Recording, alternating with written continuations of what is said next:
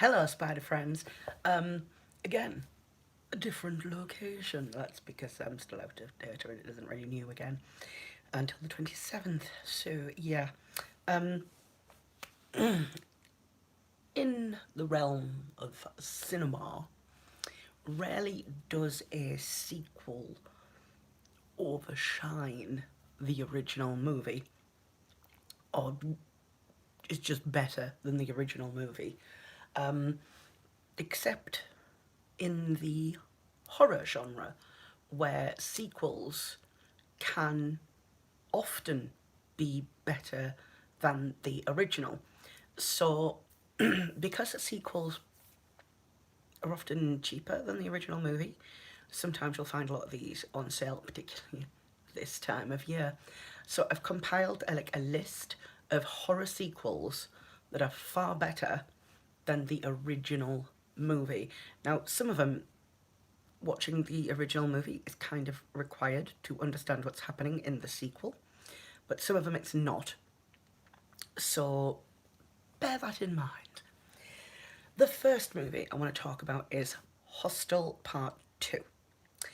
Now, Hostel, the first, um, is not a movie I cared for at all.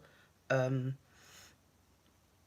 Usually in like super gory films like that I grew up with, like Cannibal Holocaust, and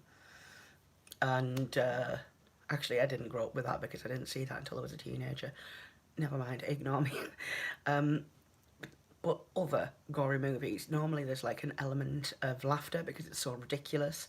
Um, Hostel for me is like the definition of torture porn.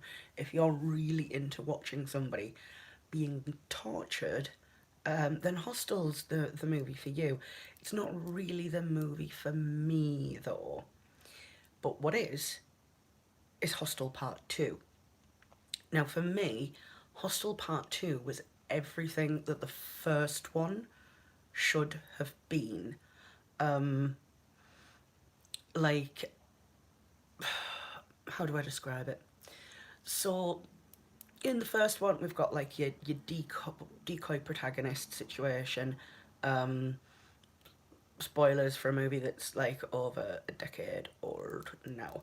Um, you've got your decoy protagonist, you've got your ancillary characters, and it's very torture heavy. And in Hostel Part 2, we have like a group of girls who are more sort of equal screen time characters, so it's sort of vying for which one is going to end up as the final girl.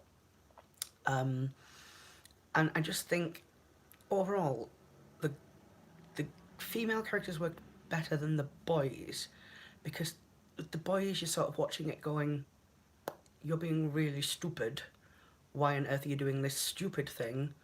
This is really stupid. No wonder you got killed.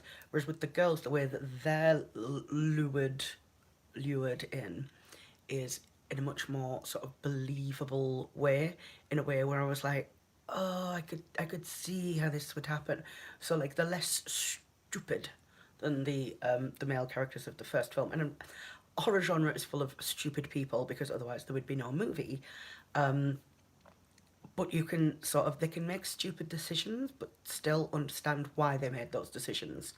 Um, so yeah, Hostel Part 2. If you didn't like the first one and you saw it but you haven't seen the second one, see the second one, because for me it is everything that the first one should have been. There's less of the torture and more of the sort of over the top but like a little bit silly gore, so you can kind of like laugh at it. Um, and that takes the edge off, that takes like the tension off. Um, for example, in the first movie, one of the characters is attacked with a drill. Like a guy just gets a drill and he starts like drilling it through his leg, and it's an awful scene to sit through. And in Hostel Part 2, there's a character what's played by the guy what was Victor Crumb in the Harry Potter movies. He's being like eaten. like his leg is being slowly taken apart and eaten by the guy what made Cannibal Holocaust. Um, and just the way they've done it, it's like it's a little bit silly, so it takes that edge off. It's not somebody having the leg completely sawed off. It's like, watch the movie. So yeah, Hostel Part 2, much better than Hostel 1. Don't bother with Hostel 3. Hostel 3 is a ridiculous thing that had nothing to do with Eli Roth or anyone who had anything to do with the first two movies. And it's just stupid. For one, it takes place in America. Like, you can kind of understand the Eastern European setting, like American tourists getting lost in Eastern Europe because they don't know the area and blah blah blah blah blah. But you can't imagine it happening in America, in Las Vegas. Like, I know that people like disappear all the time and get murdered and stuff, but it's usually people who are sort of like vulnerable and not tourists. So yeah, don't bother with Hostel 3. The only decent Hostel movie is Hostel Part 2, and I recommend that. Next one, you will be able to find this on Netflix, at least it's on UK Netflix, is Creep 2. Now, I saw the first Creep movie by accident. I was looking for a movie that was called Creep, but it was a movie that was made by the people who made The Descent. They also made a movie called Creep, and that was about sort of like a woman getting lost in the London Underground's secret station system and like being things living down there, and it was like, it was really creepy, and I'd remembered watching it and enjoying it, wanted to watch it again, typed in Creep in Netflix, clicked play, and I was like, this isn't the London Underground, why am I watching a found footage movie? I didn't really like the first Creep movie.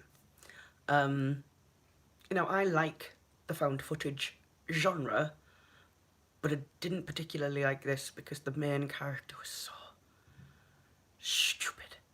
So stupid. But Creep 2 has given me a little bit of an appreciation for the first one. So Creep 2 is, without giving too much away, again, it's found footage, but it's done in like a YouTube style, which, I don't know, it feels more natural these days because of YouTube. So instead of it being just loads of like random footage and you're sitting there going like, who edited this together, why am I seeing this particular thing, with the YouTube-esque format, it's a lot more natural. The actress in it is much cleverer than the guy in the first one. Excuse me. And you get a lot more of the villain of the piece, who I much appreciated more in the first one after watching the second one, but the first one I would still say is not good. But the second one is very good, and apparently there's going to be a third one, which would be very interesting. I'm only going to really be interested in seeing it though if it involves the same people as the second one. I'm going to be honest. Yeah. So the other thing I would say though is that if you're not a fan of found footage films, it might not be for you. It might not. I mean, I am. I like found footage movies, but it's all personal preference. Taste is subjective.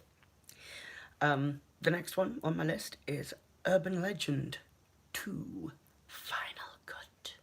So this has got quite a few famous people in it. It's got Eva Mendes in it. Eva Mendes.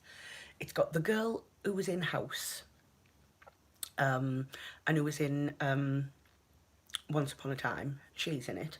It's got Joy Lawrence. It's got the really, really, really, really handsome guy who looks like the guy out of Starship Troopers but isn't. excuse me. Can't remember his name off the top of my head, but he's been in like loads of things. Anyway, so if you've not seen the original Urban Legend, it doesn't matter as much. It's roughly the same format, but there's a few things that you wouldn't enjoy as much in the second one if you hadn't seen the first one. But the second one makes more sense. So the first movie is about a college campus and there's a serial killer who's killing people in the theme of urban legends.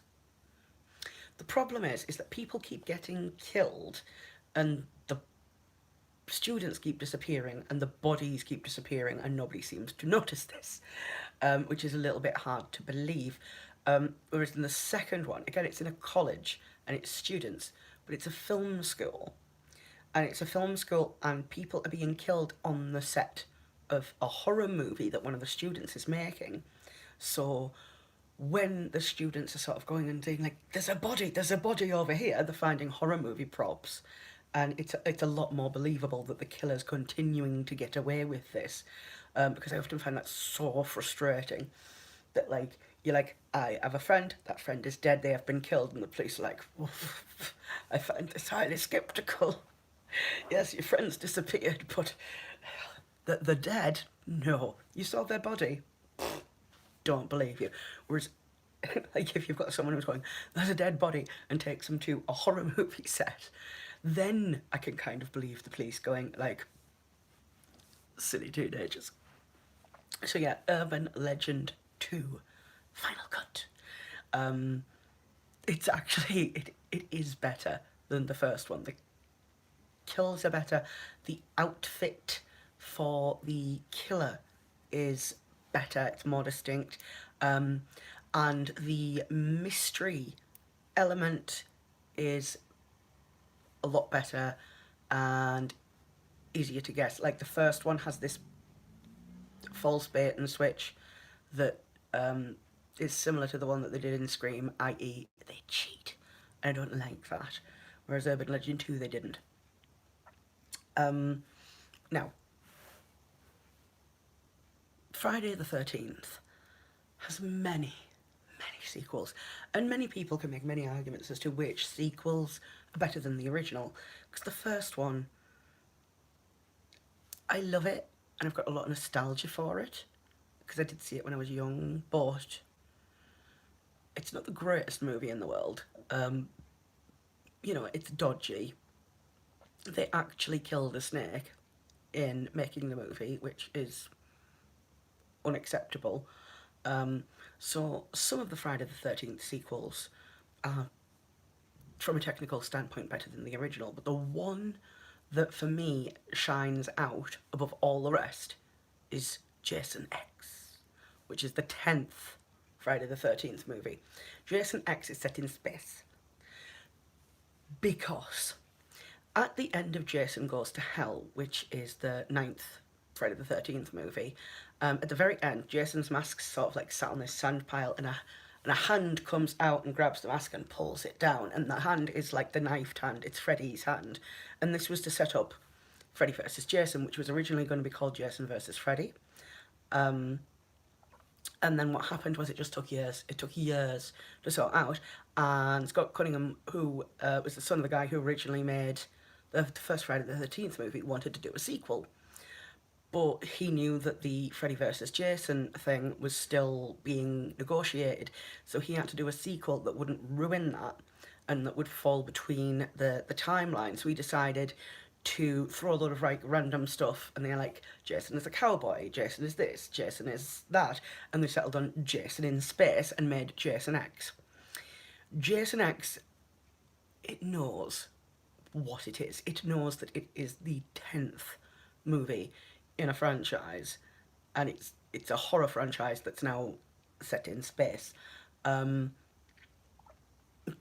it's funny and enjoyable.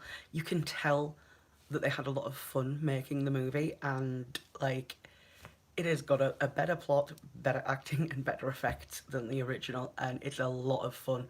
I actually think it is better than Freddy vs. Jason, and it's not at all because I am biased. and that Kane Hodder is my favourite. Jason Voorhees, who played the role like 4 times. It's not at all that I'm biased towards Kane Hodder, but yeah, a little bit. Jason X, check it out if you haven't seen it. You can watch Jason X without having seen any of the other Friday the 13th movies, honestly. You really can, because it's not really important. All you need to know is Jason is an unstoppable killing machine. But they explain this in the movie, so you really don't even need to know that. You could go into Jason X completely blind and still have a fun time with the movie. There's like a scene where Jason wanders onto like a holodeck, and they're trying to distract Jason so that they can get away, and they create a couple of like holodeck camp counselors to distract Jason. And it's the funniest scene. It really is. I don't want to ruin any of the jokes by telling you them, but it's a funny movie, and I really enjoyed it. In fact, probably from all the movies I'm presenting on this list, it is probably my favourite. I've seen it so many times. I love it. Okay, moving on. The Hills Have Eyes 2, the remake. Now, this was hard because there was a Hills Have Eyes 2, the original, the 70s one, and then this is the sequel to the remake of The Hills Have Eyes. Now, I didn't particularly care for the original Hills Have Eyes, nor its sequel, nor the remake, but the sequel to the remake, I quite liked. That might sound a bit overly complicated, but yes, I did quite enjoy this. It was directed by Alexandra Arja, who did Piranha 3D and Crawl more recently. And it has the guy who was in True Blood, who was Reverend Steve Newland. He's in it.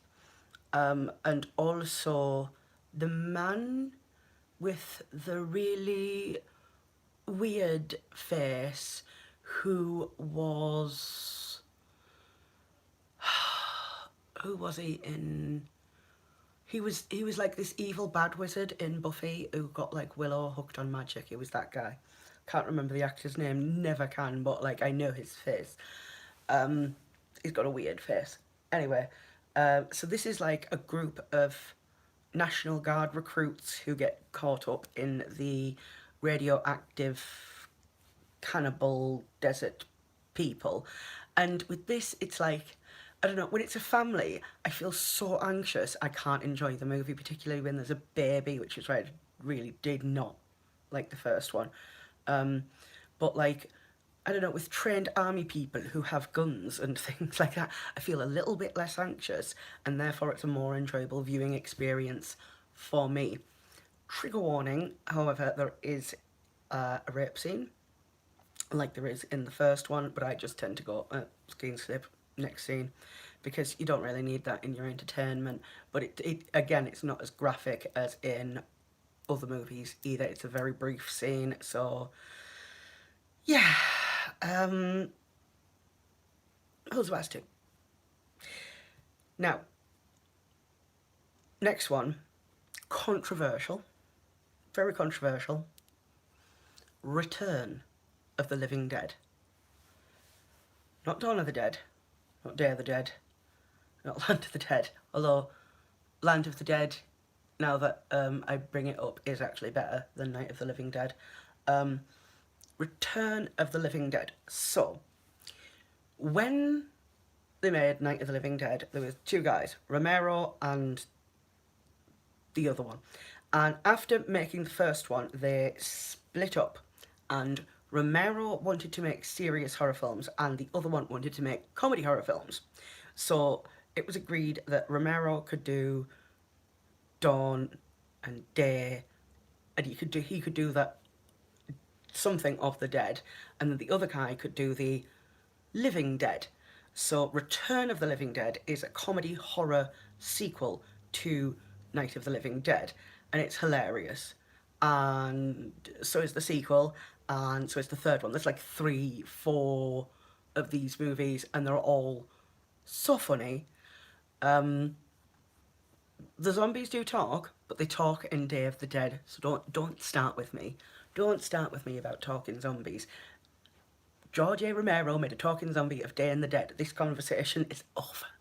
Okay, this is where also the origin of the zombie and the brains thing comes from. It's from Return of the Living Dead. Um,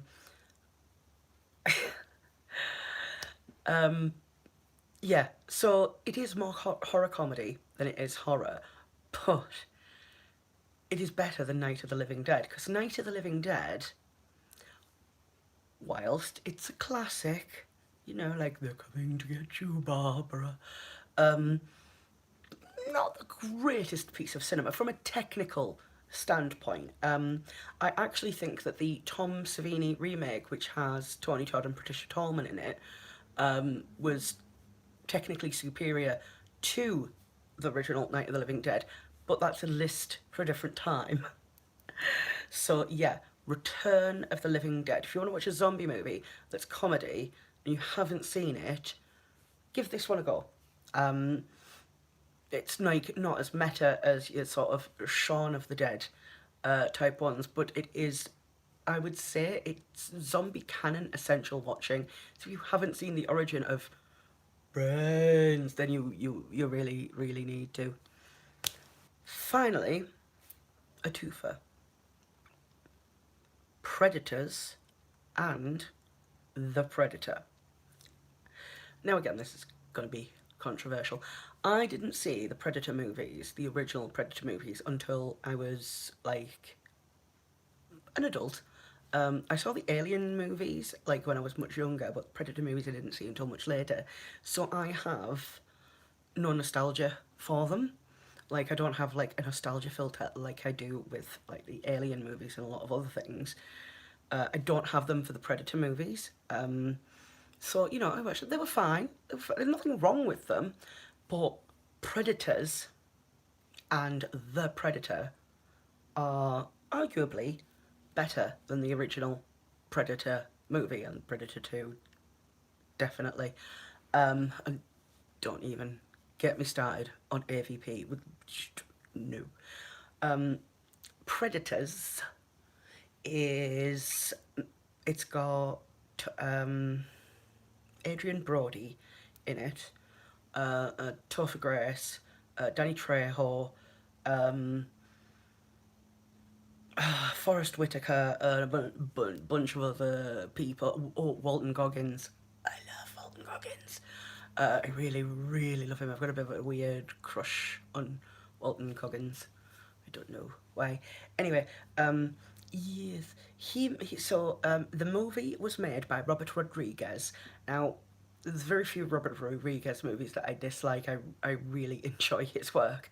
Um, and he wanted it to be of the feel of Aliens to Alien. That's why it's called Predators. So like Predator, Predators, and that's what he wanted, and I think he achieved that.